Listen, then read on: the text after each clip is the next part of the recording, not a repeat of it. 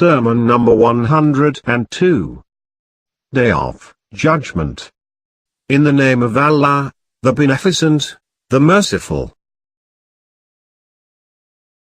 That day would be such that Allah would collect on it the anteriors and the posteriors, to stand in obedience for exaction of accounts and for reward of recompense for deeds. Sweat would flow up to their mouths like rains while the earth would be trembling under them. In the best condition among them would be he who has found a resting place for both his feet and an open place for his breath. The troubles are like a dark night. Horses would not stand facing them. Nor would their banners turn back. They would approach in full reins and ready with saddles. Their leader would be driving them and the rider would be exerting them. The troublemongers are a people whose attacks are severe.